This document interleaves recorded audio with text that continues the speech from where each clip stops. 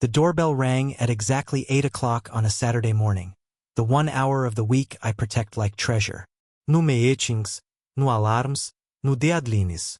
Just silence, coffee, and the feeling of finally owning my own home. But instead of peace, I got a threat. When I opened the door, a woman I'd never seen before stood on my porch like she was about to audit my entire existence. She had that unmistakable, I demand the manager haircut, a stiff posture, and a clipboard clutched to her chest as if it held the nuclear codes. Her eyes scanned me from head to toe with slow, rehearsed disapproval. "You don't belong here," she said. "No greeting. No explanation. Just a verdict." I blinked, still half asleep. "Sorry. Who are you?" She straightened her shoulders, ready to deliver her full title like royalty. "I'm Marla Benson," she said, "President of the Briarwood Hills Homeowners Association. And you," she paused, gesturing her pen at me, "are clearly too young to own property in this community." Before I could process that, she shoved a paper into my chest. "I've already filed the eviction notice. You have 30 days to vacate our neighborhood before legal action begins." She didn't even wait for my reaction. She turned, marched down my walkway, and tossed a final insult over her shoulder. "Next time, do your research before squatting." The door clicked shut behind me as I leaned against it, heart thudding. The official notice trembled in my hand. Fake seals, fake language, and a fake sense of authority. But none of that mattered in that moment. What mattered was the sinking feeling in my stomach. This was my first week as a homeowner, and someone already wanted me gone. My name is Jason, 26 years old, and after years of grinding, saving, and sacrificing every luxury I could think of, I had paid for this house completely in cash. No mortgage, no debt, no banks, just a deed with my name on it. But apparently that wasn't enough for Marla. I tried to shake it off. "She's just dramatic," I told myself. "She'll get over it." Couldn't have been more wrong. 3 days after the door confrontation, the passive-aggressive campaign started. A letter appeared on my door complaining that my garbage cans were visible from the street. They weren't. Another arrived saying my lawn was overgrown, even though I had mowed it the previous afternoon. Then came letters about unauthorized decorations. I didn't have a single decoration up. It was like she was throwing darts blindfolded, hoping something would stick. Every morning, her white SUV rolled past my house at 2 miles per hour. She always had her phone raised, taking pictures like a private investigator hired to catch me committing the horrific crime of existing. But the worst part wasn't the letters. It was the rumors.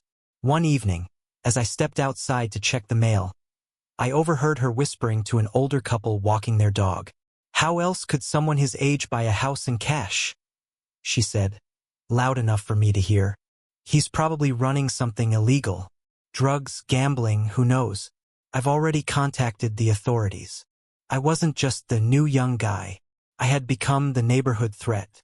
2 weeks into moving in, I opened my mailbox and saw a thick manila envelope. Inside was the most absurd document I had ever seen. A notice claiming Briarwood Hills was a 55-plus community, and that I had 30 days to move out. I stared at the paper, speechless. I had read every document when purchasing the home. There was no age restriction. Nothing even close. I called my attorney immediately. He didn't even pretend to be polite. "She made this up," he said. "Document everything. If she's forging HOA documents, this is harassment at best and fraud at worst." That night, I installed security cameras.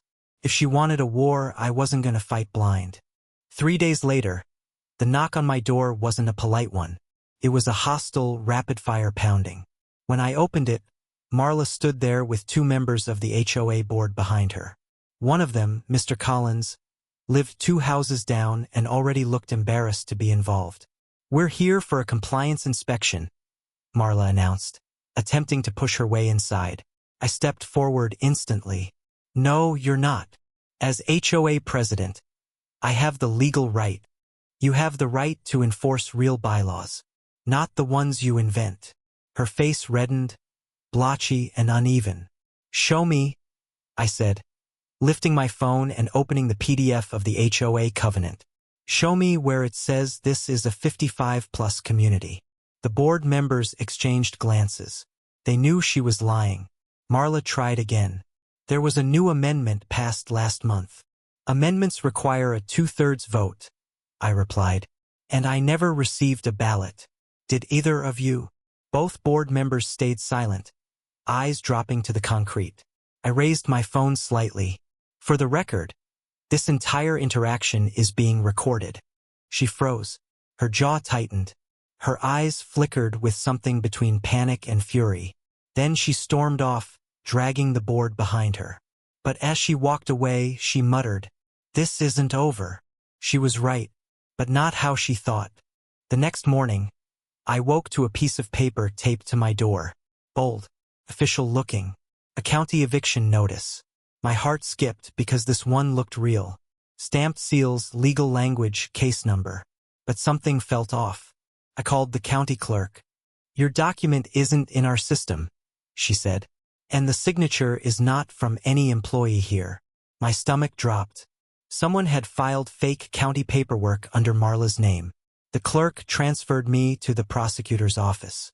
"This isn't HOA business anymore," the prosecutor said. "This is a criminal matter. Please bring every piece of evidence you have." And oh, I had plenty. I gathered everything, the harassment letters, the fake notices, screenshots, and footage of her trespassing. I even had emails from neighbors who had been bullied by her before.